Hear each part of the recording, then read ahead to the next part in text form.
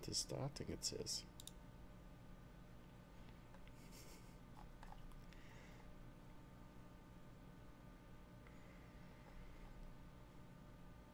Okay. Hi, folks. Let me know how audio is. Just make sure. YouTube did some small changes to the live streaming controls, so I want to make sure that it's not all sorts of messed up and that you can't hear me or that the video's bad or whatever. So, give me that kind of heads up, and then we'll kind of get rolling. All right, thank you, Candy.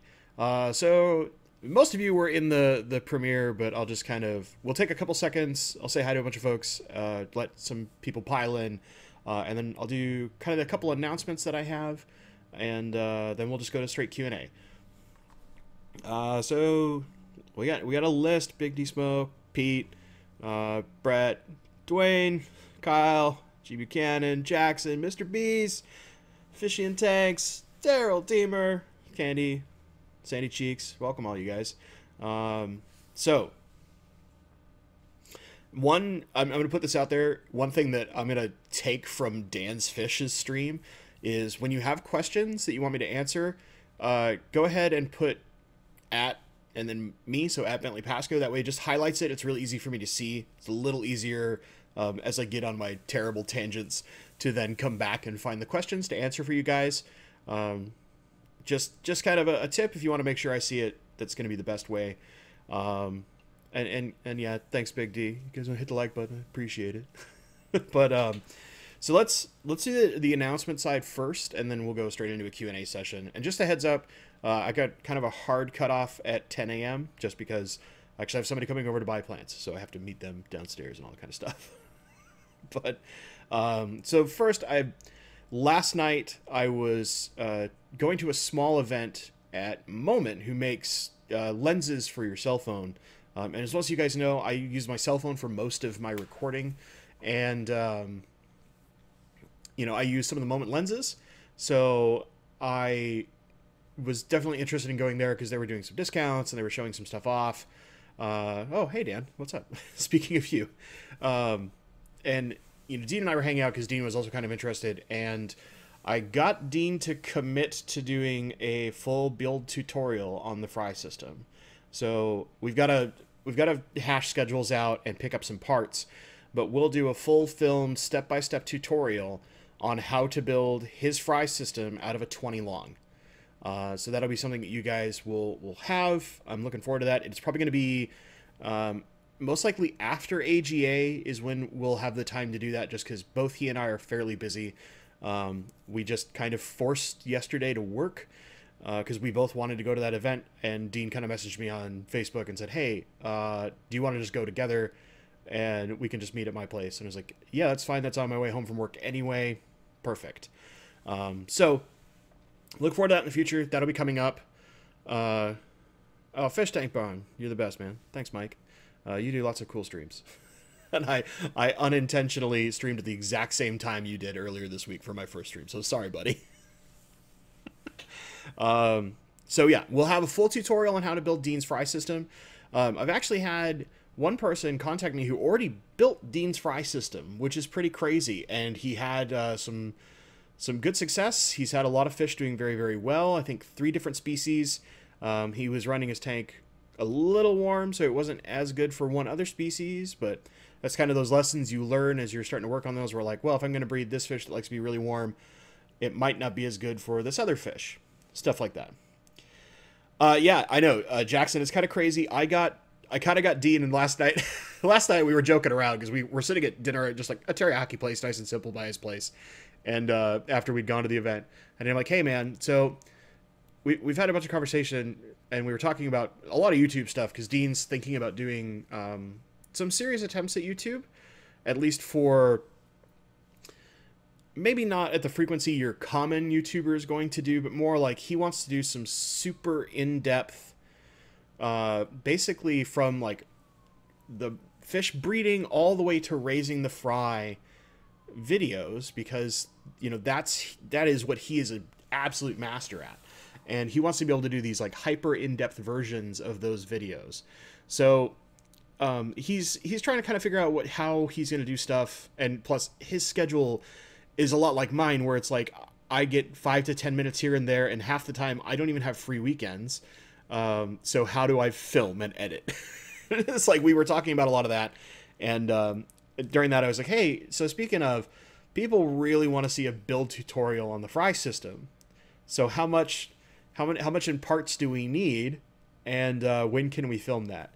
And he kind of laughed, and he was like, yeah, we can totally do that. And then I joked at him. I'm like, and can you like not do it with Corey before me? And he really laughed at that. Like, very obviously, you know, my interest in the Fry system is something that he really likes. And so the ability to do that on a far smaller scale than Corey can is kind of fun. But at the same time, we're going to go into as much depth as we can. So that'll probably take us... I wouldn't be surprised if I'm going to be at Dean's house for like 8 to 10 hours just to film this, because, you know, we're going to go step by step, build every part, make sure that you guys have all the detail you need to put that thing together. So please look forward to that. It's, like I said, it's going to be a little bit, it's in the works. It's just us aligning schedules. The raw cost to build this thing after talking to Dean is actually not that expensive. It's about $40 in parts on top of the tank. So if you get the tank at $1 per gallon, easy, and then it's like $35-ish in parts, and then plus the trays. So the trays are a little more expensive, but you can get them on Amazon for, I think it's like a 2-pack of them is $15 or something like that. So you can start easy and then you work your way up to kind of the more advanced portions. But the whole rig that has the air lines and brings in the water from the pump down low, actually not that expensive to build. And I'll actually include at the end kind of a part that tells you like how much it cost me locally in Seattle to build that portion that we're showing off. So you'll have kind of the budget portion as well as the exact steps on how to build it, exactly what to do. So that's probably I guess both of these are pretty big in the grand scheme of things, but I think that's the bigger one because I know you guys really liked the Fry system, and the ability to build your own definitely is really sweet. So the second one, at AGA, Gary Lang happens to be coming out. Now, he's coming not to do a talk or anything. He's just kind of coming out for fun. And I got Gary to agree to do a video because normally he's very stringent about who he lets film. Thankfully, I have some reasonable rapport with Gary. So there will be a short, I don't want to take too much of his time. I want him to be able to relax and have fun while he's out here. But there will be a short video with Gary that will get filmed while AGA is going on. And then shortly after AGA, that'll probably go up as well. So we'll have Dean's Fry System and a video with Gary, both coming up, and most likely both of them after AGA. So a little over a month. I know it's kind of an early announcement, but I think they're both really cool. I'm super excited for both these things. So I kind of just want to pass it on because when I'm excited, usually you guys are. So I'll go into some questions, and just a reminder, I'm stealing this from Dan's Fish. If you want to make sure I see your question, or at least to the best of my ability, make sure to put at Bentley Pascoe. That way it highlights in my chat while I'm watching. It makes it a little easier, just for me to see all your chats and like not miss something, or at least when I go on and explain something for a while, I can kind of scroll back faster and find questions. So let me ask, or let me answer rather. Jeff, your question about is there any fry that Dean's Fry system can't accommodate? So with the newer trays, not those, if you remember, like he had two different trays. He had the ones that we can get on Amazon, and then he had those older ones that he'd made out of old TV dinner trays from back in like the 90s. The old TV dinner trays are specific for certain fish. Typically, discus is the main reason why he used those when he was breeding discus. And the big reason is because they have a much broader slope to their sides. The trays that he uses that we can get on Amazon, or like I think he got them at a Container Store, and you can find them all over the place. Thankfully, they're pretty wide distributed. They do have some curvature, but it's not quite as broad and slow sweeping. He just mentioned that specifically for like discus, he really did it for that because of the way that discus feed and move when they're very, very young. But yeah, it's things like that. There are some small ones, and I'll do my best to Try to coax that information while we're building it, like if we're looking at the specific trays that are easiest to acquire, because you can't get those old TV dinner trays anymore. And he's tried to find replacements and hasn't found them, and he's been looking for like a decade. So just keep that in mind, like as he slowly had some of them break down over time, things like that. He's looked for replacements and been unable to find them. So what he has left, he said, like famously, I will never sell them. They're the only ones I have, and I can't get them anymore. Because he's had people try to buy them off him before, try to build, ask him to build his fry system for them, stuff like that. So I know there are specific fish he uses his old trays for, but it's not very common that he has to use them. So we'll try to remember to go over that. That'll be one of those things where I have to build kind of a big checklist of stuff, and then we'll go from there. Okay, so we'll hit some questions again. Just a reminder, like at Bentley Pascoe, that's gonna make sure that I can see it because it highlights in chat for me.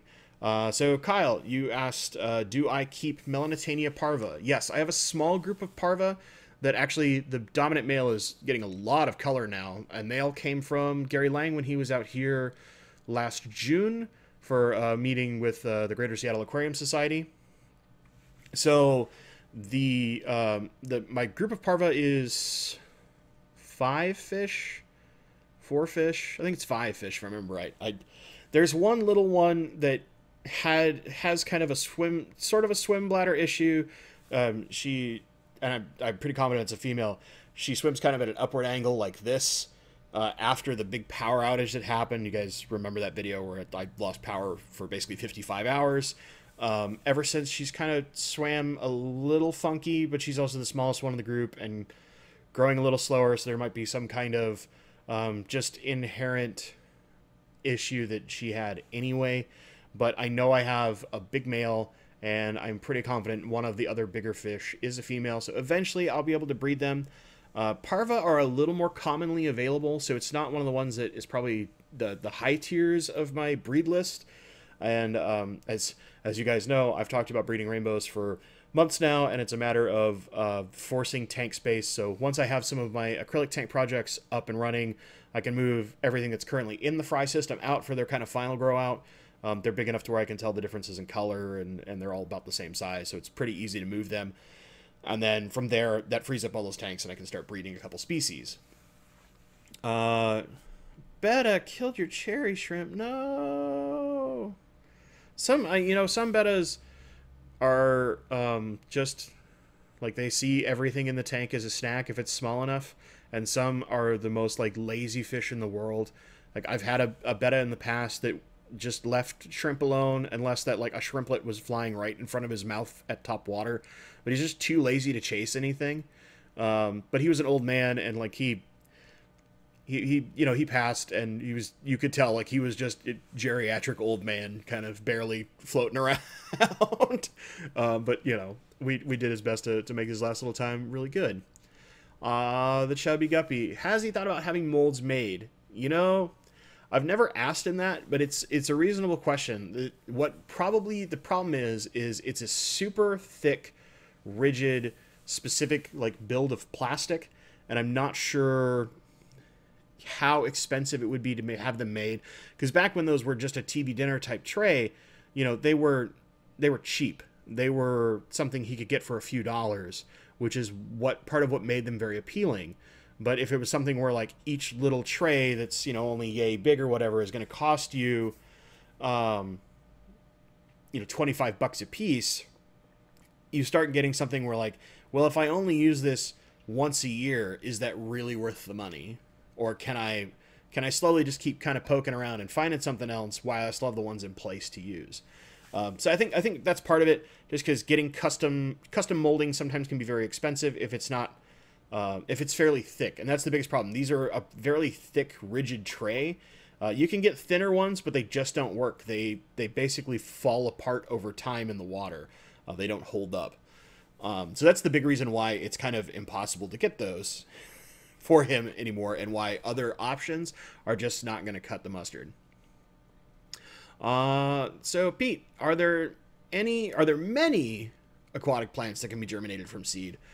So one of the best examples of plants that can be germinated from a seed, a lot of the Aponogetans actually, so when they flower, right, most of them want two plants, but some of them will self-fertilize. There is a strain of Madagascar lace, which is the same one I own, that's self-fertilizing, so it'll throw flowers up, and they'll, as long as they stay dry long enough, those flowers turn to seed, and then they'll fire the seeds out, and you'll get lots of baby plantlets all over your tank. Some of, I think, Aponogeton crispus can do that as well. Most of them you have to like cross-pollinate the flowers between two plants, but their growth cycle is the way they work. It's relatively easy to do. There's a few aquatic lilies that also do the same thing, where they're self-pollinating. One of the common examples, well, it's a rare plant, but it's the most common one out here in the Greater Seattle Aquarium Society, is called Nymphaea minuta, which is a plant that we got from Crystal Castleman out in Germany, and it will flower completely underwater, and then after, I think it's about 4 or 5 days, it seeds, and then we'll spread the seeds all over the place. You get tons of like little baby nymphaeas all over the place. The most common like true germination process, there are people who do things like some of the carpeting plants, all those stuff you see on eBay. Don't trust any of them. They're not actually aquatic plants. They just will survive for a little bit. They hit a certain stage and then they die. Don't ever buy those things. It's a waste of money. But Eriocolons will throw up their seed pods, and if you allow them to get above water or stay there long enough, they will turn into a seed that you can then plant and try to grow them from seeds. I actually have my crypt specialist who refuses to be on camera or even like voiceover anything because he's crazy shy.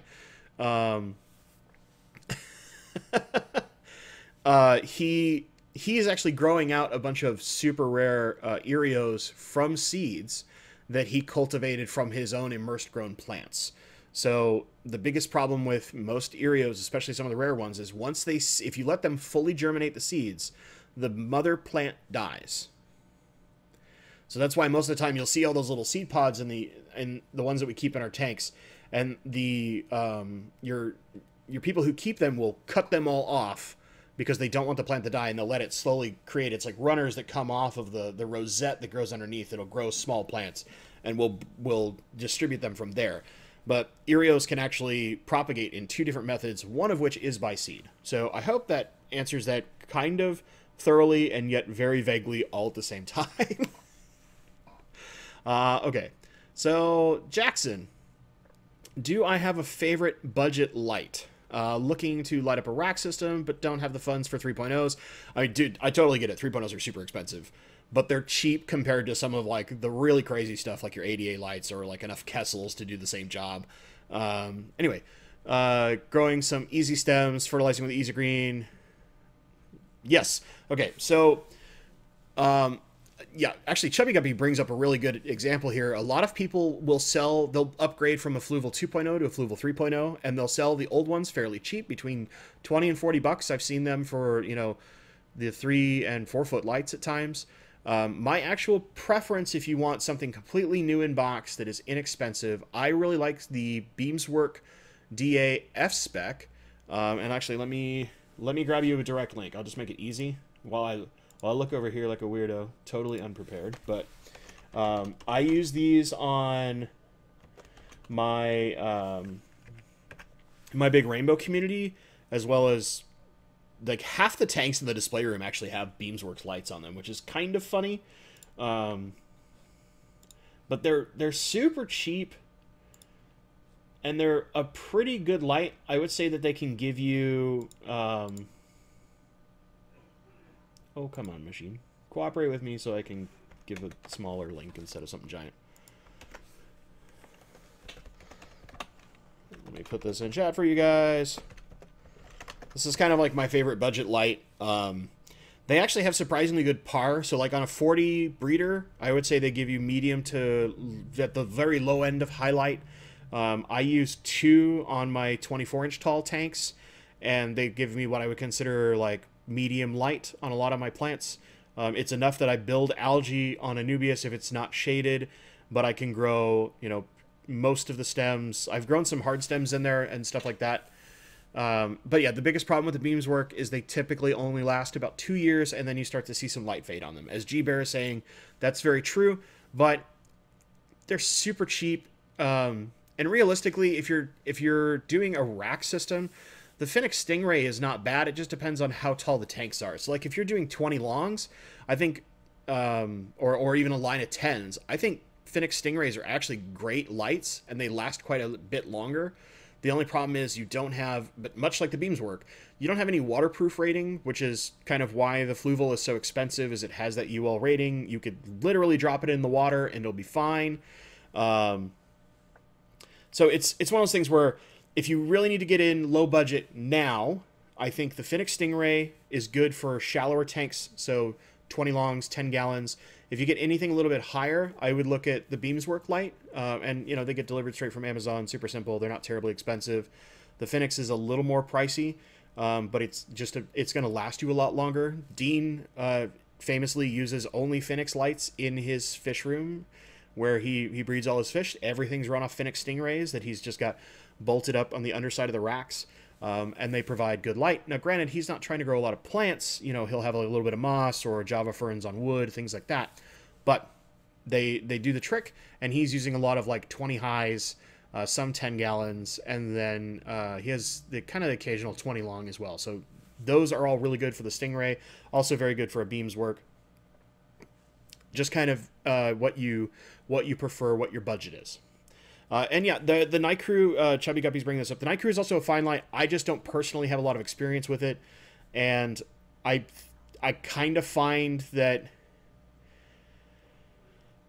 I've had better experiences for growing plants with a beams work than similarly skilled friends have had with a Night Crew.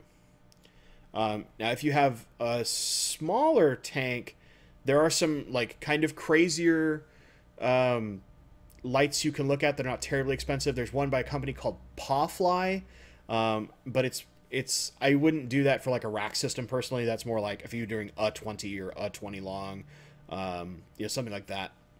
But you want like lots of modes and a lot more power. They're a really good kind of cheap version of some of the other nicer lights. But realistically, if you're going to go very simple, where it's just more on off, the beams work. Night Crew is definitely fine. I'm not trying to say Night Crew sucks. It's just I've seen better ones, or I've seen better results personally than results I've heard from friends who've used the Night Crew using a beams work, if that makes sense.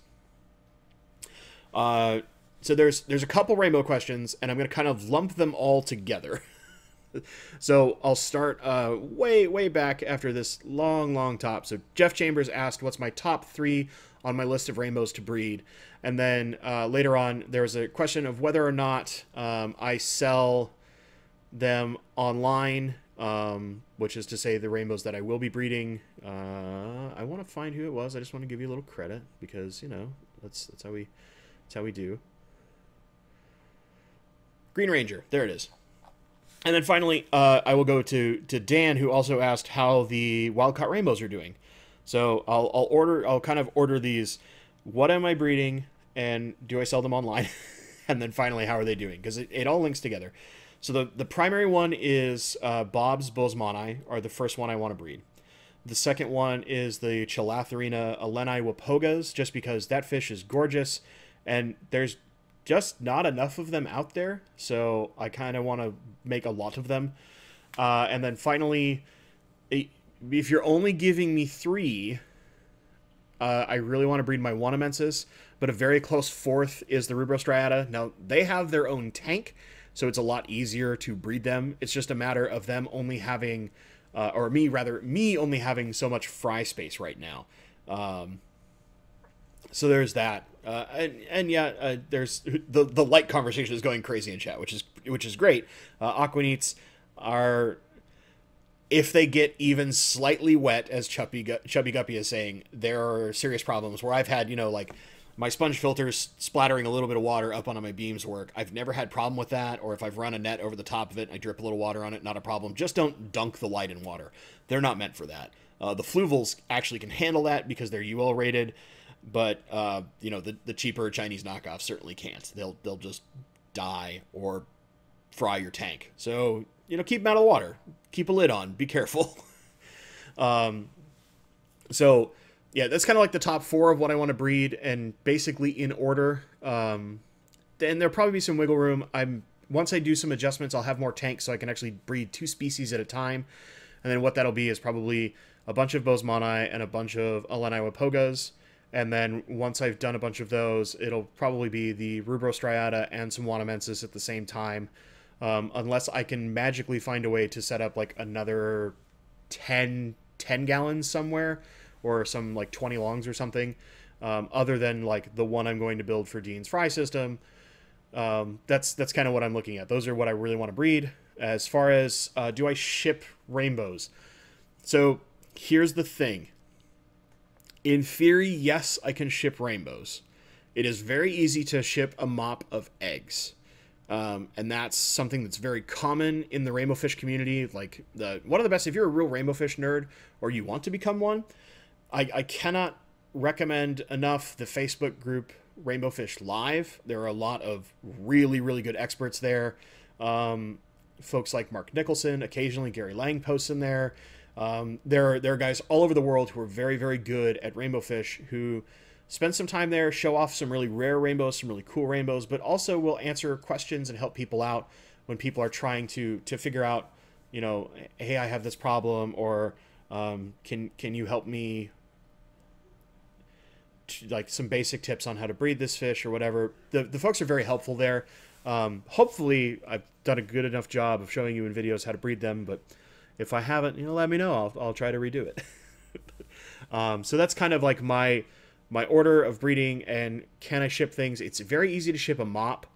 It's a little harder to ship a fish, and part of that is because my schedule at work often makes it so that I get to work before the post office ever opens, and I'm very frequently so busy during the day that I then will work until the post office closes. So I usually have to try and find wiggle room in the middle during lunch, or really screw my schedule up and go in late, and then I'm working till like 9 p.m. In order to get shipping done. And shipping fish like takes a little bit of time, like all the packaging, because that's all stuff I need to do the morning of to prep, so that you have like the best chance. And there's some fixes I need to do. I think like honestly the gold standard of shipping fish right now is Dan's fish, just as far as what I have seen from the people who aren't like huge, like the wet spot, right? You guys saw my video of the wild caught fish that I got from Dan, which they're doing fantastic. Their tank has a little bit of algae in it, which I'm fighting right now because it's a lot of undemanding plants in a shallow tank with a Fluval 3 on it. And they all started from tissue culture, so they have a slower conversion rate than, say, like standard stem cuttings would be. So the tank looks ugly, but the fish are doing great. They eat like crazy.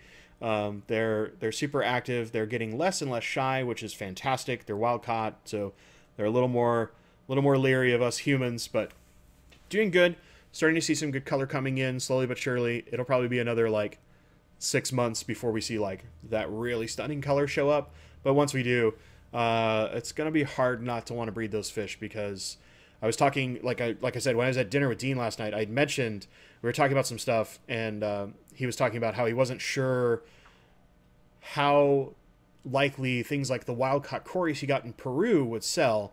And I started talking about specifically the Rubrostriata that I had, and he was like, "Wait a minute, you got actual wild-caught rainbows?" And I was like, "Yeah, it's kind of cool, right?" And he's like, "So they got to be super colorful." I was like, "Well, they're little juveniles. They're like this big right now. They're not that color yet." And he's like, "Yeah, but soon. Well, soon for a rainbow fish is like a year." And I was like, yeah. He's like, "Well, that's gonna be really cool. I'll have to come see it once they're that size." Like, I'll have to wait a year, then I could come look at them. So yeah, there's that, and kind of a pile on from Brian. What is an appropriate selling or shipping size for rainbows?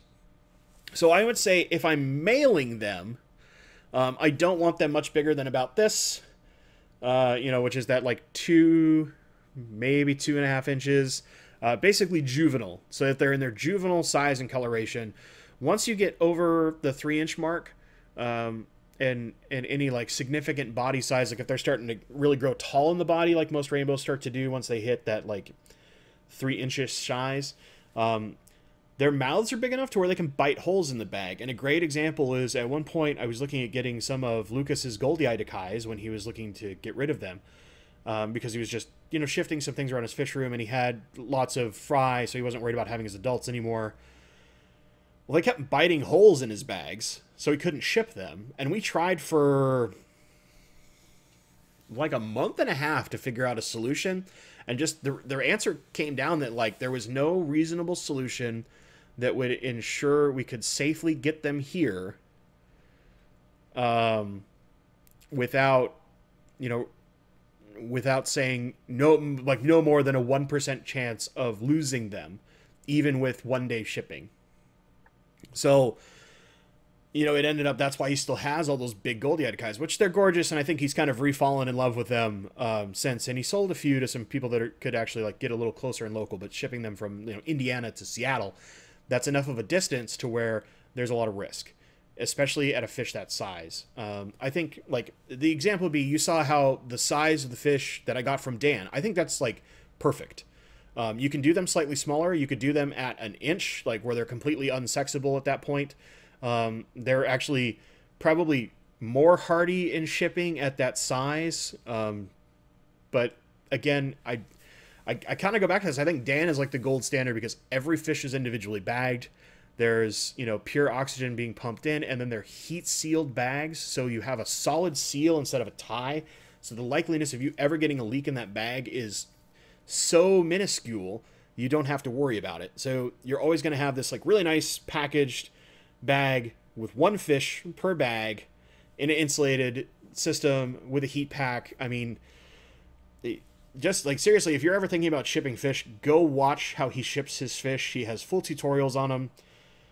I can't speak highly enough about it. And realistically, if I wanted to ever more actively ship specifically fish as opposed to eggs, I would kind of have to get myself set up like him. So it's kind of one of those things where like actual fish I will probably do locally. Egg mops I can definitely do via the mail far simply. They're far more stable in the mail. Also, it's a lot cheaper. I can send you a mop full of eggs for, you know, $25 plus shipping, and that's going to give you like 50-ish eggs. So you're going to pay like, you know, realistically, you're going to lose some, blah, blah, blah. You probably spend $1 to $1.50 a fish rather than like, you know, $15 a fish.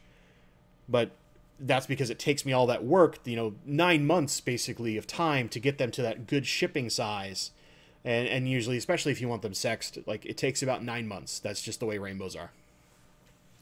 Joel, welcome, man. Good to see you. Surprised you have free time this morning. So let me go back. That was like the longest answer to 3 questions I think I could possibly do, and then kind of a tag on. So again, just a reminder, like if you at my name, it'll make it a lot easier for me to find your questions. So we had the big light conversation. Again, like I've used the Beams Work DAF specs. They don't last forever. You know, about 2 years is good. They're good, cheap intro. There's like the Night Cruise and all that stuff. They're all kind of similar. Each one has its benefit over the others. Do I think you can do plants for profit in summer tubbing form? Sandy Cheeks. Oh yeah. Because like the thing you got to keep in mind, as long as your tub doesn't go like crazy algified, you have the best possible light out there. You have the sun, the glowing death orb of nuclear fusion. But I mean, you have what plants use in the wild, and the biggest like thing is you can't go like super crazy high-tech plants unless you want to then inject CO2 into an outdoor tub, and that's way more work than you really want to get into.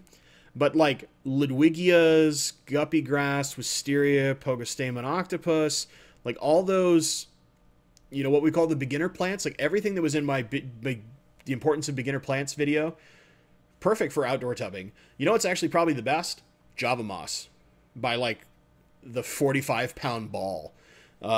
You know, you could do a great example, like Corey in a recent video was showing all his rice fish, and they lived through snowpocalypse and like a leak and freezing the tank over. They didn't have very much water left, and they were fine. But, you know, when you're out in the heat, you could have something like rice fish or guppies and like big things of moss, or even some neocaradinas like cherry shrimp actually do really well outdoors in the summer. It's kind of crazy. They can take a really broad temperature range, and a friend of mine, Brad, so we call him B-Rad, he actually has done cherry shrimp outdoors in outdoor tanks during the summer, and he's down in Oregon, and had, like, they've just done fantastic with lots of breeding, all kinds of stuff like that, and they'll keep your moss clean. You basically don't have to feed them at that point. I mean, you should feed them a little bit, like, and make sure there's calcium, but moss is one of those things that, like, you can sell, I swear, by the pound at a good price. Most people will pay a decent amount for moss, and when you get it into the sun, it grows like crazy. But say like any of those low maintenance plants, I wouldn't look to do like Anubias or Java ferns.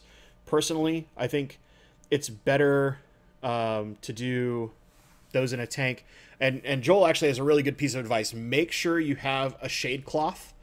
You probably don't want pure direct sunlight, but the sun is so powerful. Like we pay attention to things at like a par level, right, in our aquariums, and that's just the light penetration. The sun is so much par that you have to shade it to get it down so that it's not just causing like the algae mess or overheating the tank, things like that. It's pretty crazy. So yeah, I mean, the short answer is yes, you definitely can do plants for profit in a summer tub. Just stick to a lot of the easy kind of beginner plants, the really undemanding plants. Stems, you know, things like guppy grass. Java moss is certainly a really good idea. It's kind of just what you would like to grow. And if you do need substrate, one thing that I have done is you can get like a plastic tote, you know, those small, shallow containers. They give you like 2 to 3 inches of substrate. Plant it in there, and then just let the stems come up, and they'll naturally branch themselves off because they're picking up so much light. And then you can, you know, start clipping and trimming your stems to sell, let them regrow, all that kind of stuff. You'll do great. So, I'll make sure I'm not missing something else. 3,800 on an overcast day is the par of the sun. So, you know, when we're like, highlight is 160 par. 3,800 par is just badass crazy. So Chubby Guppy's asking about Australian rainbow fish that you see at like a Petco or PetSmart, why they're so cheaply priced, why they're so common. So here's both the benefit and problem of the generic Australian rainbow at a big box store, and sometimes even your local fish store will carry just generically Australian rainbow. There's like hundreds of species of rainbow fish just in Australia alone, and the most common one is you have the Western Australian rainbow fish, which is the Australis, and then you have Splendidas, Inornatas, and so you have like 4 different species, and a lot of times those quote Australian rainbow fish are pond raised mutts.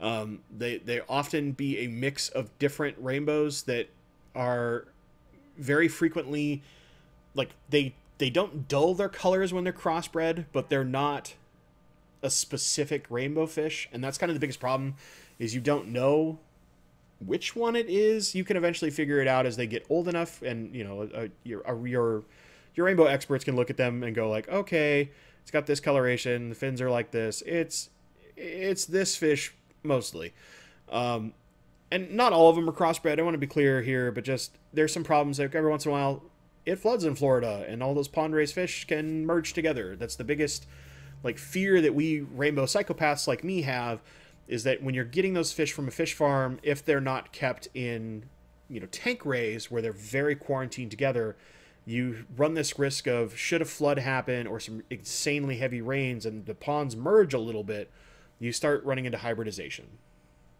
which is part of why like A lot of the Bosemani rainbow fish you will see in a store look a very pale yellow, and often the males look like, you know, good females will look from good bloodlines because their genetics have kind of mixed a little and they're not as good as they used to be. That all being said, I think they're probably like the best intro rainbow fish because, one, they're super cheap. They have a more unique coloration than some of, like, you know, your Bosemani, your turquoise, stuff like that, where you get lots of mixtures of color and a lot of shimmer and iridescence when they're moving through your tank.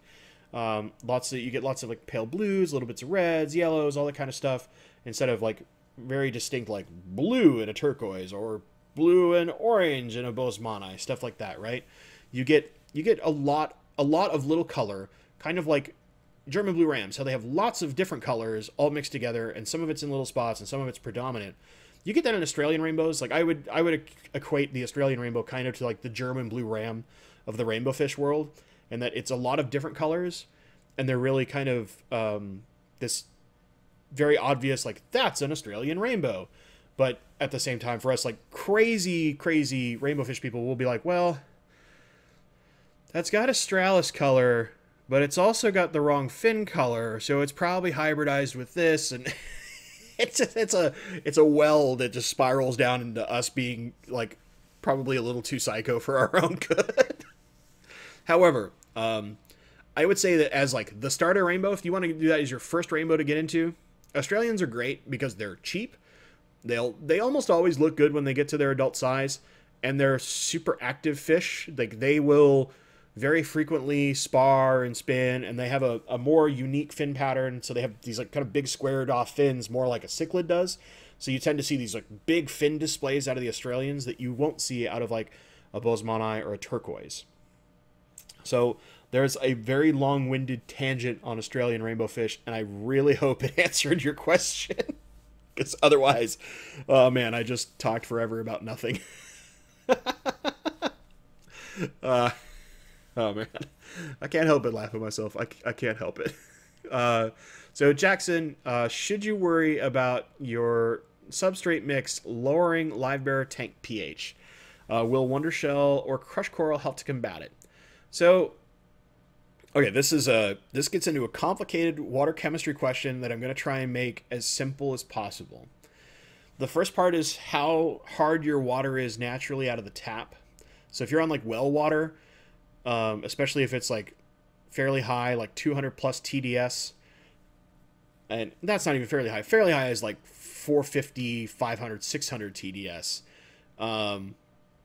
But, you know, like if you're in that 250 plus range, I think the likeliness of your substrate buffering it down so much that it's a risk is not very likely unless you're putting in like a 4-inch bed of ADA Amazonia, because that's the one that buffers down the most, or that or Brightwell. I mean, those are the two that buffer down the most. Fluval stratum doesn't buffer as much.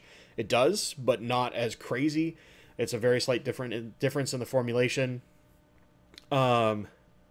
So now if you come from like where I am in Seattle, where our water is fairly soft, it will buffer that water down. And what you want to do is, yeah, typically crushed coral.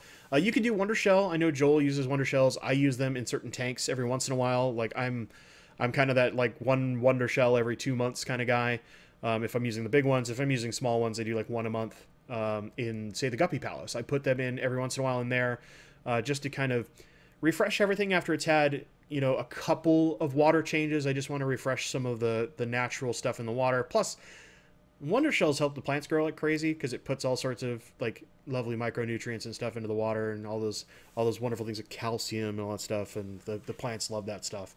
It makes my life easier if I miss a fertilizer day because I'm running out the window, or running out the window. Blah. Can you tell that I've had 4 hours of sleep? But I'm running out the door because like I'm already like basically late for my schedule of work. So I like crushed coral as a base. Like what I will typically do, so our water here is like 28 TDS out of the tap at my house. I will, almost every fish I keep likes about 100 TDS or more. So I will put a little bit of crushed coral in and get my system to 100 TDS when I'm setting it up. Then that 100 to 140 range is what I'm shooting for. And then as I water change, right, over time, only so much of that crushed coral is going to dissolve into the water. It's not going to keep it perfectly level at all times. You're going to have some little dips and dives. Then I will use something like a Wonder Shell, like I said, once a month, once every other month if it's the bigger ones. And sometimes it's once every 3 months. I don't use them constantly. I use them kind of as a little buffer every once in a while. It's just some simple stuff. If you're using lots of tannins, lots of driftwood, lots of like what is called a humic substance, so all the like seed pods and things like that are going to really bring that stuff down, but you're trying to keep guppies, then yeah, you definitely want to buffer it back up a little bit just to be safe. But if your water is coming out of the tap, like it's well water where it's liquid rock and it's coming out like hard as can be to start with, I really wouldn't worry too much about it unless you have a lot of substrate, if you have a fairly thick substrate bed. But if you're going with like say 2 inches or less, don't worry about it. You'll be fine. But yeah, I mean, like the easiest thing of course is crushed oyster shell, crushed coral. Those will just naturally help buffer it up some using your crushed coral and stuff like that. And just kind of a tag on from Brett here is asking like, how much crushed coral am I using in a 40 breeder? Actually, all of my 40 breeders right now, the way that I do them if they need crushed coral, so the ones that have rainbow fish in them, which is only one. So I have 2 that use lots of soft water plants and fish. I use no crushed coral whatsoever. So that's the Leopoldi angels and the Kochu tetras, which also farm lots of plants. I don't use anything in there. They just get weekly water changes that prevent any crashing from happening.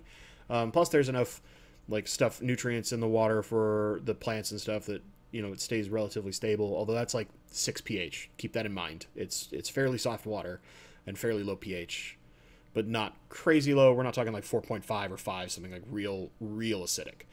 We're still in that kind of common layer. The common, like I think from Corey, likes to do 1 pound of crushed coral per 10 gallons, which KG Cichlids just mentioned. I don't go quite that far.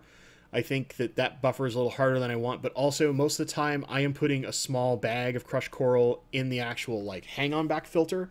So the water is pushing through that crushed coral at a faster rate.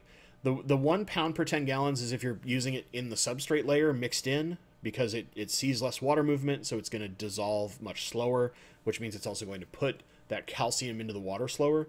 I put like an example, you have Florida breeder with an AquaClear 110. I put a small mesh bag about yay big that holds probably, you know, about a pound of crushed coral in it in the back of that. So it's 1/4 what Corey would recommend if you're doing it in the substrate, but because it's getting that higher water flow, and you rinse the bedevil out of it. I'm going to be clear here because you don't want that like white powder nonsense going all over your tank. Like I'll rinse that thing for seriously like 10-15 minutes to make sure I've gotten as much out of it as possible. And then I'll put that bag in there, and it keeps me, with weekly water changes, keep that in mind, right around like about 140 TDS. If I've had extra evaporation that week because it's been hotter, you know, it gets toward like 180, but rainbows don't care. If they're anywhere between 100 and 200, they're perfectly happy. And in small fluctuations like that, where it's not even 100 TDS, they don't care. They just don't care. So it's kind of like how you want to do it. I think if you want to go long term, that like a pound per 10 gallons is pretty good. Unless, of course, you live in liquid rockland like KG Cichlids and all the folks that live in like the Midwest, where you're like, yeah, my water's like 600 TDS out of the tap. I don't need that nonsense. Like, yeah, but for those of us who live in like, you know, rainwater central, where everything is like, is there anything in this water other than that touch of chlorine? No? All right. You know, for us, we need to buffer it up typically for a lot of the things we like to keep, especially if we love live bearers or rainbow fish. We definitely need to buffer it up. Shelby Ray, your stuff has a 5.5 pH and 16 TDS. Holy Lord. So ours is so weird. The city I live in, they buffer the pH up chemically. So out of the tap, it comes out at like 7.6 to 8 pH. But then if it aerates for 24 hours, it'll crash down to like 6. So I very frequently have to do some kind of weirdness when I'm water changing. just to try and not to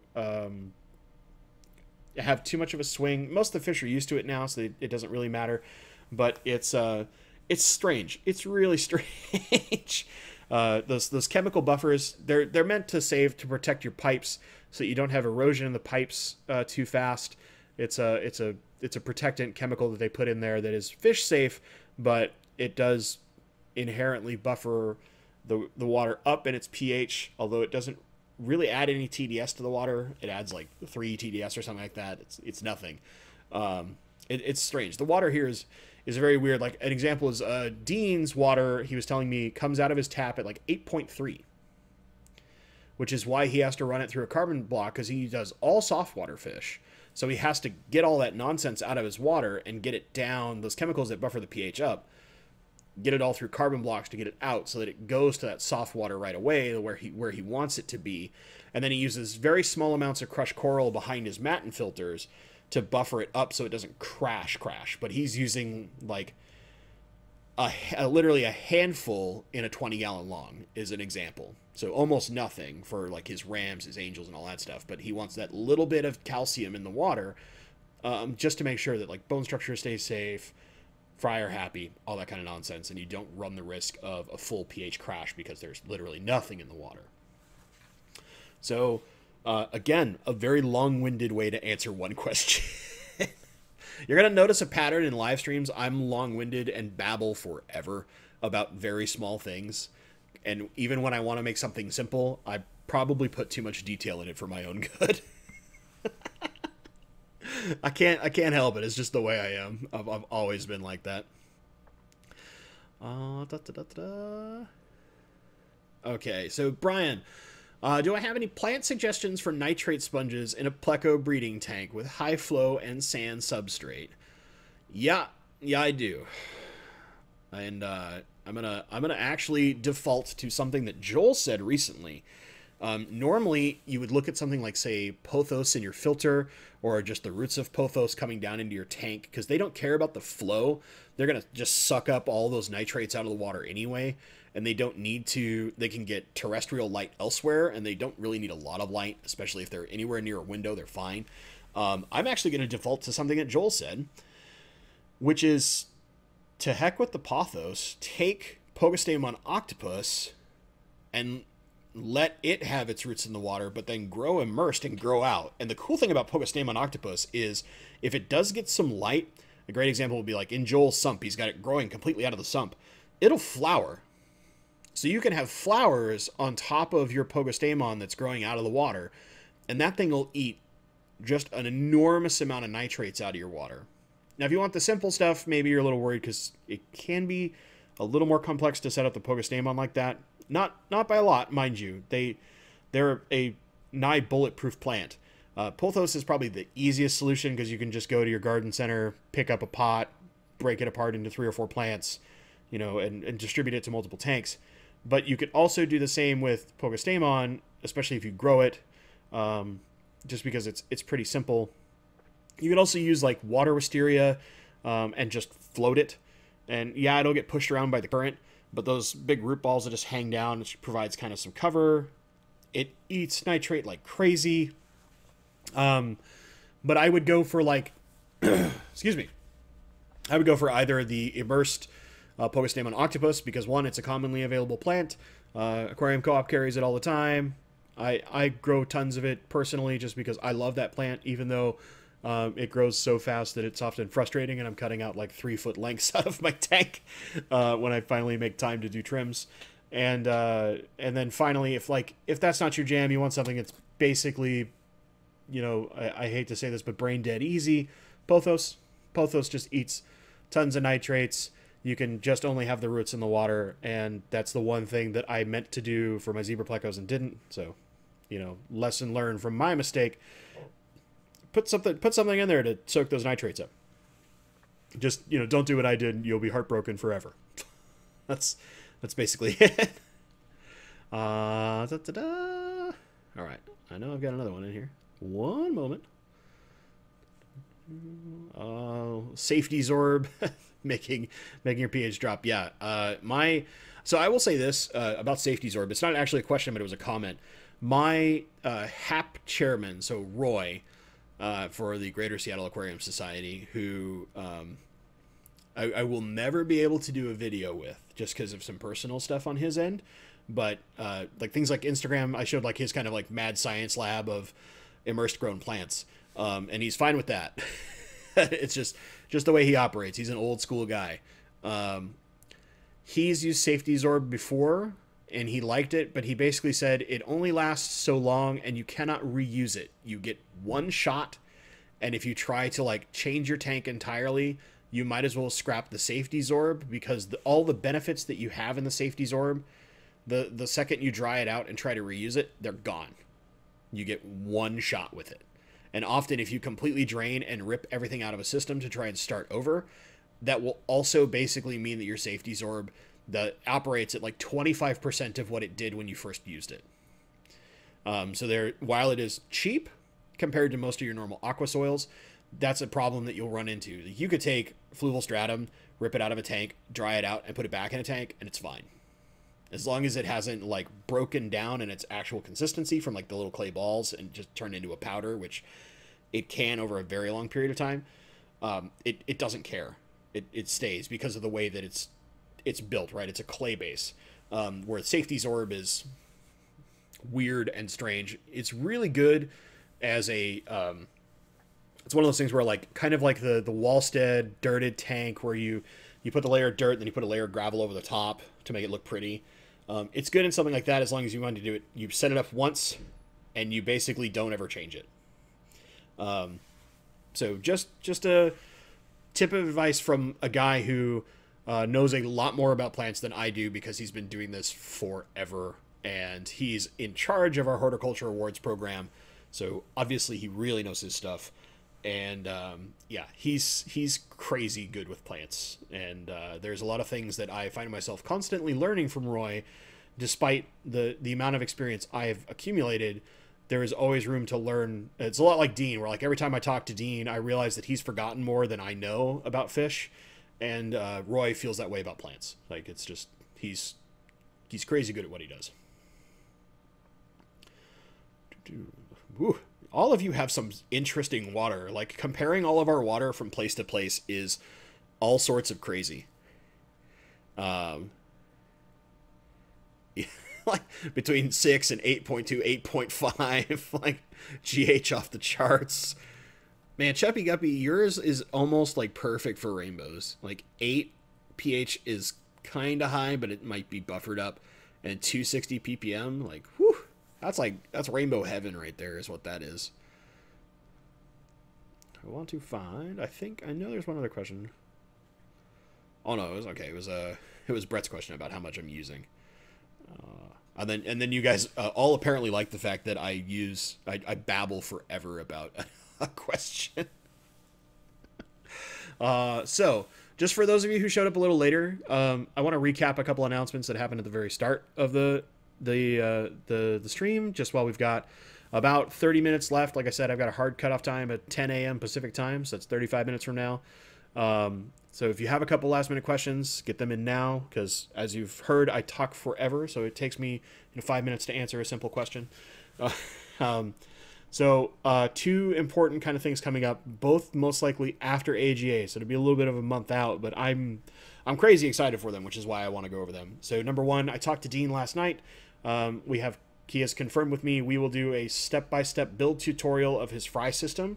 So there will be a video coming for that, where you'll have literally all the parts you need, a step-by-step of how to build the rig that goes on top, the trays he uses, and this is all in a 20 long, so it's something you can commonly get in a $1 per gallon sale, or buy used for a not extremely expensive price.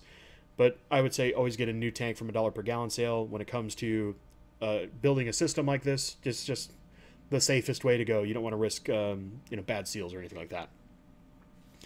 And then secondly, at AGA, Gary Lang is going to be there, and I have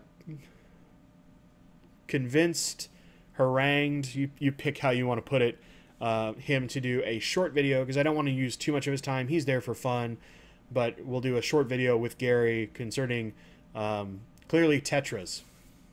No, it's rainbow fish. Come on, it's rainbow fish. But we'll do a short video. And when I was proposing the video to him about what my idea was, he actually stated very specifically in his response via email that he was going to have to acquire a rolled up newspaper to hit me with while we do that video. So that should tell you that he's both having a comical enjoyment of what I plan, which it's not like a comedy sketch, but more that I'm going to ask him some questions and I'm going to make him pick some things. And Gary doesn't like to pick when it comes to rainbow fish. He likes to love them all. So as he said specifically, it's Sophie's choice, and that's not fair. But I think you guys will really enjoy that video. It's definitely going to be fun. Short. It'll be pretty short and sweet to the point. I don't think it'll be more than maybe 10 minutes of time. I just want to make sure he can enjoy AGA and not feel like I'm just like haranguing him into a room or something and forcing him into some long interview. Just want to get quick and simple, but also give you guys something that from the man, the myth, the legend will give us a really cool, fun little piece of content. Can ask Joel, New York water is messed up, 6.2 pH and hard as rock.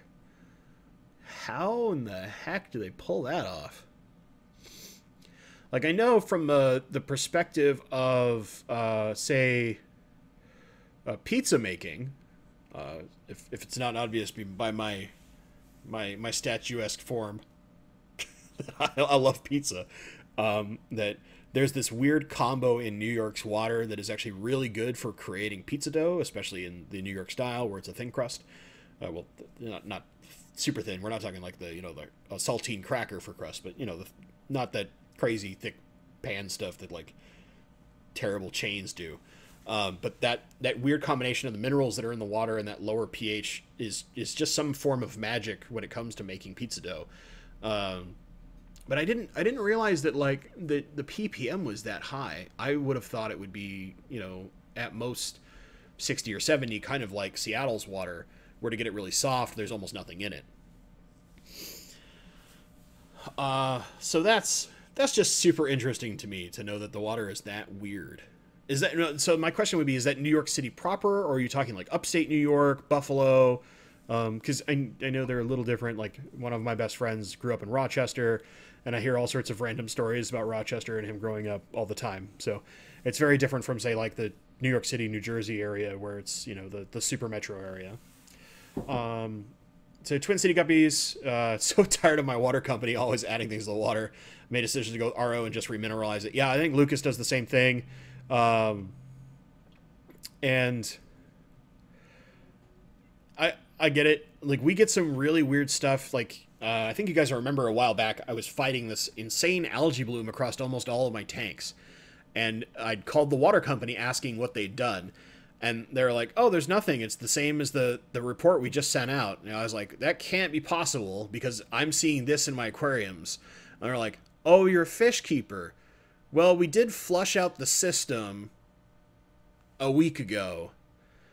So, blah, blah, blah, blah, blah, blah. And the short story was like, they basically flushed out all the excess minerals, and it was spiking my minerals on top of my fertilization regime to where there was too much excess in the water. And while it wasn't causing problems for fish, it was letting the algae like just go hog wild. Where normally like the algae just gets so outcompeted by the plants in most of my tanks, except for, a small spot. Like you look at the Guppy Palace, there's a small portion of the back glass that has like a green haze to it. And like that sponge filter that has its Donald Trump hairdo in my 20 long in my bedroom. But, it's all controlled. It's very controlled algae as opposed to like the entirety of my glass and all my plants are now suddenly covered in hair algae. But yeah, I can totally relate to like being angry at your water company. Thankfully, the Seattle area is pretty reliable and pretty clean, but every once in a while, they do stuff that is human safe. And because it's human safe, they don't have to report it. And that can be not fish safe, which really, really sucks. Really sucks. But thankfully, they've stopped using some of the, because the Seattle area is so environmentally conscious, they've stopped using some of the stuff that is, while still human safe, definitely not good for the environment to get out there. They've stopped using a lot of that stuff. So usually you don't have to worry about that, except for maybe like, hey, I got more algae now, you stupid water company. I got to fight all this nonsense off. Yeah. Brooklyn pizza, your typical. I got to fold the slice. I used to, so a small story as a tangent, and basically to let a question show in. I grew up with a guy through, so when I was in elementary school, I grew up with these two kids, and their dad, who's a native New Yorker, grew up in New York, used to work in pizza restaurants out there. When he moved out here, he opened a pizza place. And for, I think up until I was like 26, he had this place that was just called New York Pizza. And it was like 3 blocks from my house growing up. And it was one of those places where, like, you know, college students are most of the employees. They're hand-tossing dough. You know, it's proper New York pizza where it's a folded slice. And it's still to this day some of the best pizza I've ever had. And when I first got into software testing, when I did game testing for Xbox, I remember one of the guys who was one of our leads there, he was from New York, and he'd only been in the Washington area for like 3 years. And this one time we're going to lunch, he's like, hey, we're going to go get pizza from this pizza place I know. Do you want to come with? And pitch in. I'm like, yeah, dude, that's fine. That's better than the normal stuff we have to eat there on our campus. So we all pile in his van. He's like, dude, I'm telling you, this is the best pizza. It's exactly like what I used to eat in Brooklyn when I was growing up, and blah, blah, blah, blah, blah, blah, blah. And I start doing this, and I'm like, we're driving like right toward where I live. I think we're going to, and yeah, we went exactly to the New York pizza place that I've known since I was a kid. And we parked there, and I'm like, yeah, dude, you know, I know the owner and his sons. And he's like, are you kidding me? I was like, no, dude, I live 3 blocks from here. I've grown up on this pizza. And he's like, okay, well, then you have the best, like, authentic New York pizza I've had anywhere outside of New York. And it's better than, like, 50% of the places in New York that I used to go to. out in Seattle, where you would expect it to, you know, suck, because we're West Coasters and we like things like pineapple on our pizza, which for you New Yorkers is apparently like an atrocity. But, you know, pineapple's delicious, so deal with it. I'm totally a West Coaster. I grew up on pineapple on pizza and stuff like that. So, you know, that's just how I am. Jeff Chambers, the Sacramento Aquarium Society mega auction is tonight for anyone in the Sacramento area, or maybe you want to take a long drive, have a little fun, and go pick up some sweet stuff. I'll give that a little shout out. Jeff, what time does that start? That way we can let people know. You get a sweet auction in Sacramento. That sounds fun. I love giant auctions for fish stuff, obviously.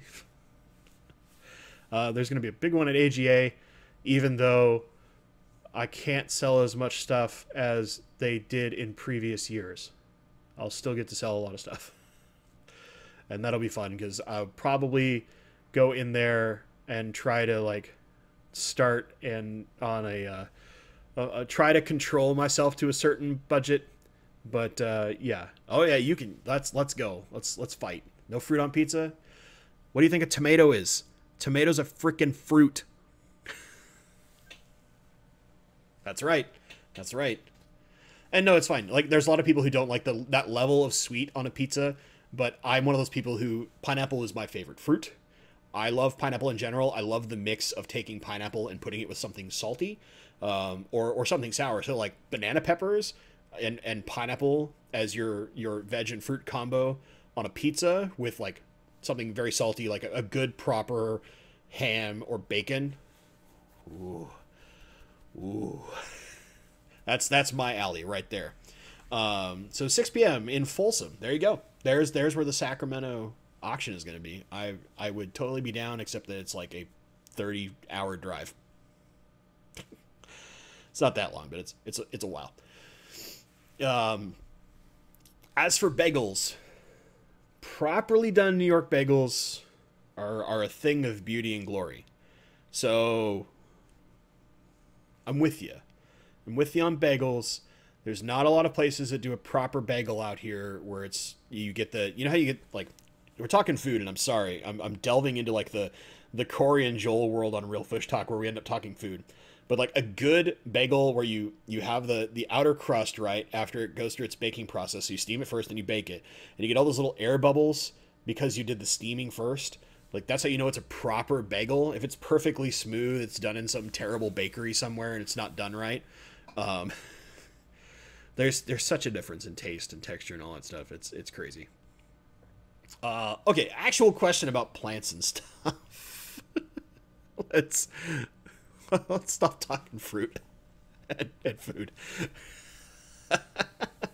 From Caleb's Fish Tanks, what are some good beginner plants I would recommend for profit other than Bacopa and Pogo Octopus? Sure. One thing that I really stress about beginner plants that are easy, floating plants. And because almost all the floating plants are super easy because they float, they get that atmospheric CO2, so they naturally just grow really well. Dwarf water lettuce, red root floaters, salvinia. If you can get it, Asian watergrass is really cool, but it takes up a lot more room than most of the normal floaters. It's just one of those things where it's really neat. It's a very different texture. Some people really love it. Some people don't. So it's kind of one of those things. I would look at, like, I used to do dwarf water lettuce a lot, and I made a good amount of money doing it. I won't, you'll buy it in a store and it's like 50 cents or $1 per node, and you could sell like a small Ziploc bag that's got, it's like this big, that's got 30 or 40 plants in it for $5, but you'll regrow that in a week. You'll grow double that in a week if you're doing it right. So you can sell, lots of those bags, and it's kind of one of those things that hooks people in to look at all your other plants. Another favorite of mine, water wisteria, or if you can ever find it, there is a broadleaf version of water sprite. So typical water sprite, has those super fine leaves. There's a broadleaf version that'll get, so like if this was the normal water sprite, which I know this is way big, then the broadleaf is going to be like this, right? It's like a little over twice the size when it grows out underwater, but it creates these really nice big root balls when you grow it floating. And you can plant it down too. Don't get me wrong. And those actually are really good for betta breeders or anything that wants fry to hide. So like also easier things for your guppy type folks. Guppy grass is super easy to grow. And then finally, I would say look at your Ludwigias. So Ludwigia repens, Ludwigia arcuata cross repens, because it grows the same simplicity as repens, but gets a cooler leaf shape. There's lots of lilies that grow very simply. I think the easiest one is Nymphoides Taiwan, which I talk about very briefly in my Plants for Profit video from this morning.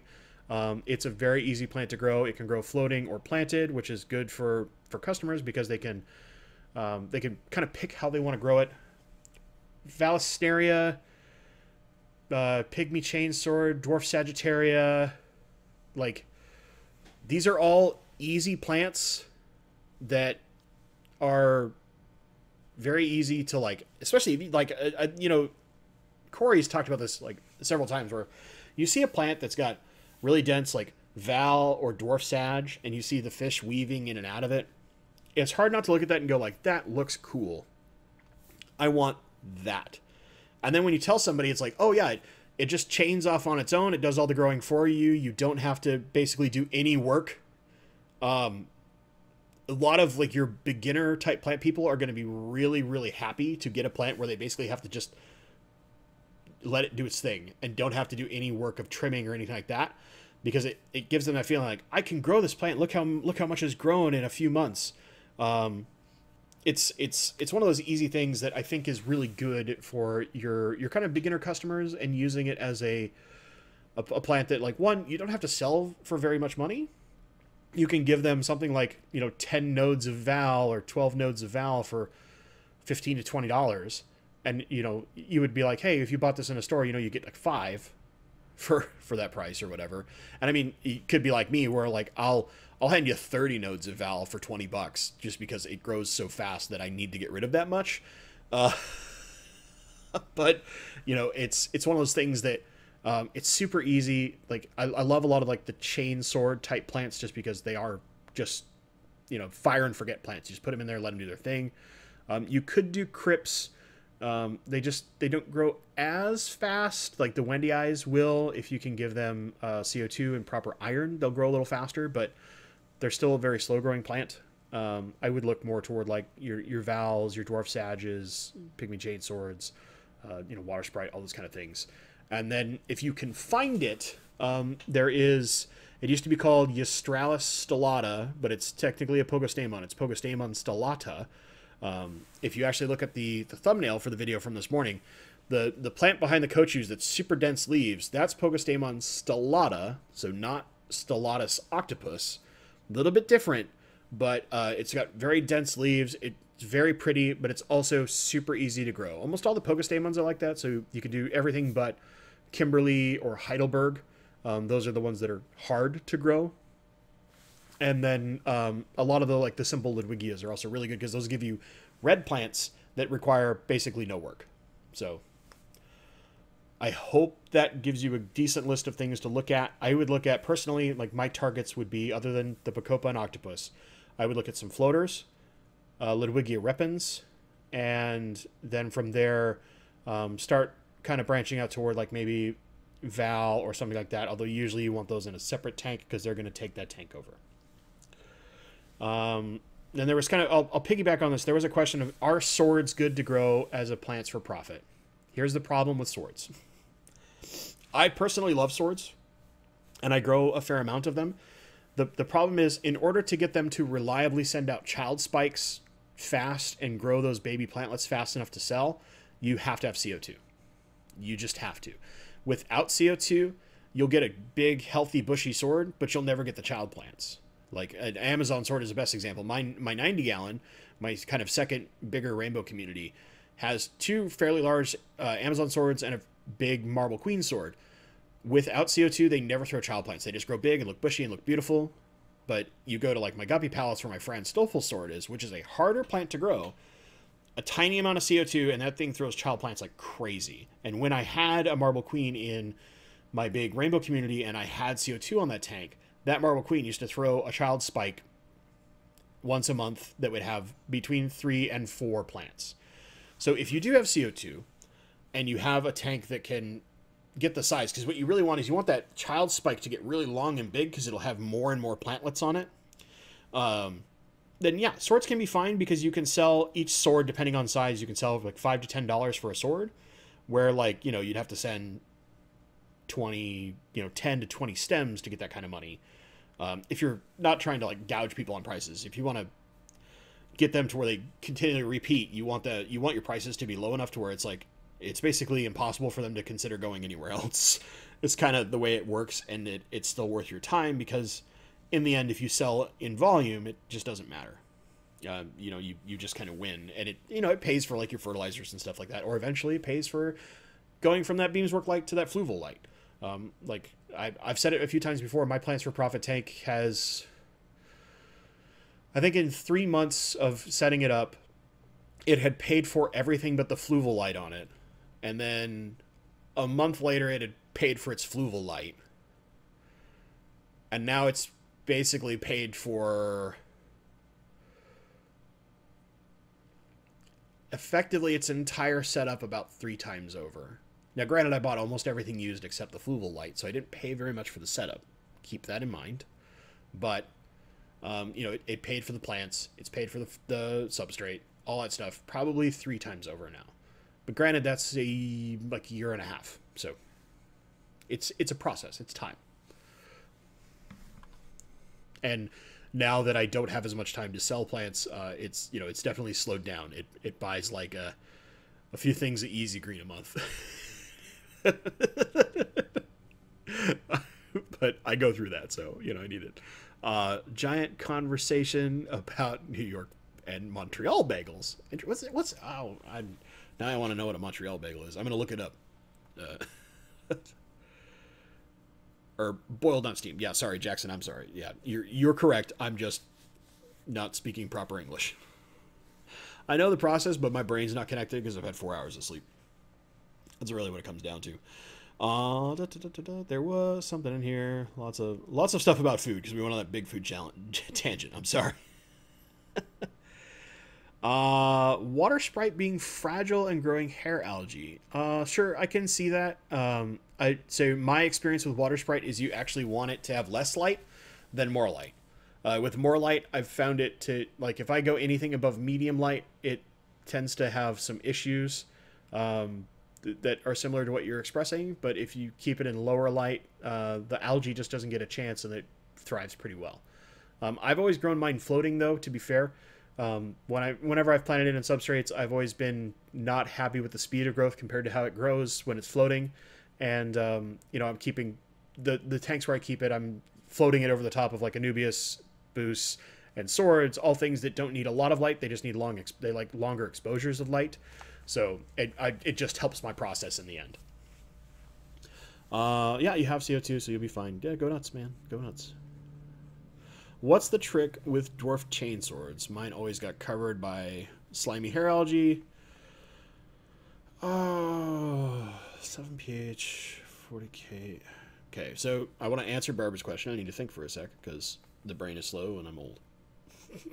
No, it's really just I'm tired. So, man, what's the trick, huh? The big thing is just, so because it's a root feeder, it's not pulling as much nutrients out of the water column, which gives an opportunity for your algae to take over all the nutrients in the water column. It's just not pulling enough. So typically how I've done it to be really successful is I will combo it with either a piece of wood that has a big ball of moss on it, or I will put, like, an example is my 29 gallon, which right now it's missing all its stems, so it's getting uglier. But in a back corner that's like maybe a quarter or an eighth of the tank, an eighth, and somewhere in that range. It doesn't have to be all of it, but it can be a good chunk of the tank. I'll put a really fast growing stem plant. So Hygrophila polysperma, Polystemon octopus. For a long time, I was using my Limnophilia aromatica in there because when you get it going right, it takes a lot out of the water column. And that way you're cleaning the water column with one plant and letting the kind of slower root feeding side of your dwarf chainsword do its job. The other way around that would be floating plants. Use floaters to clean up the water column nutrients. The chainswords don't need a ton of light, at least the easier ones like dwarf chainsword, dwarf sagittaria, val. You just kind of let them do their thing and take away a little bit of the how intense the light is when it's coming down, and then that really significantly hampers the algae from growing because it's not getting that excess light. So hope that helps, Barbara. Sword runners all the time, no CO2. Well, valley fish, then you're just better than I am. Swords, and it depends on the sword. Some swords propagate easier than others. There are a few swords that I keep that are notorious for being like nigh impossible to propagate, unless you're doing them immersed. And there are others like my Franz Stoffels that I think is just in its own competition to see how many baby plants it can have at one time, because it's crazy.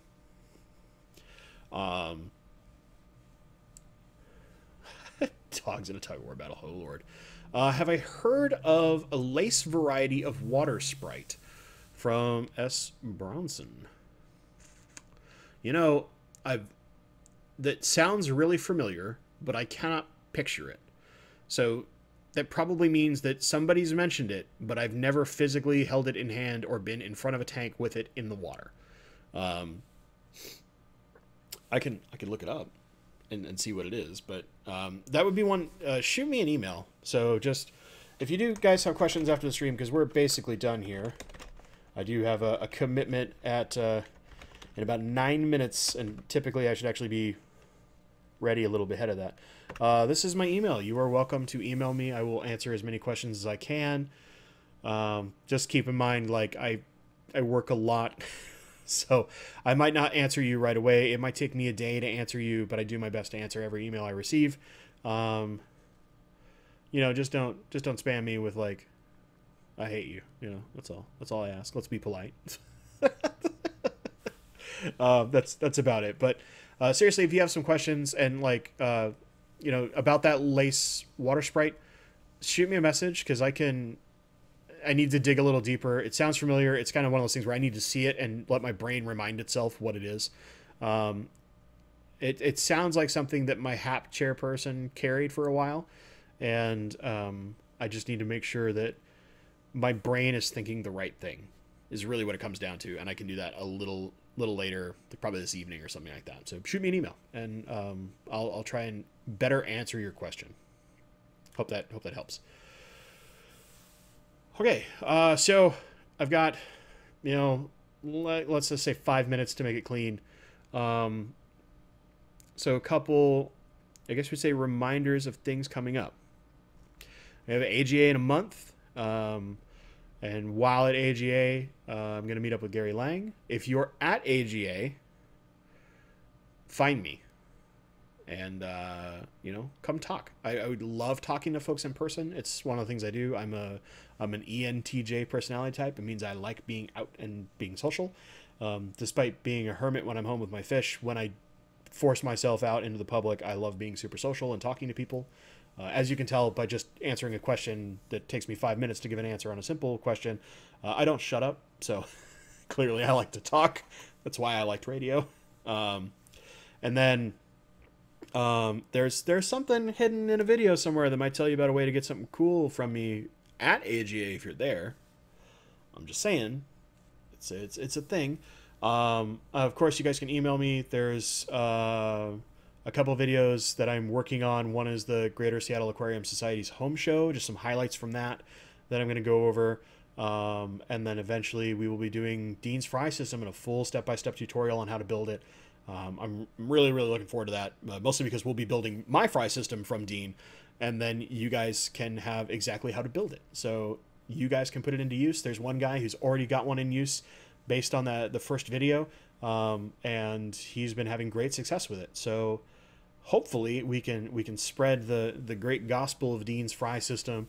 And for those of you who want to use that system, you'll have exactly what you need in order to build it and put it into action. So thank you guys so much for showing up. I've had a blast just babbling, as you guys probably can tell, laughing at myself for taking forever to answer questions.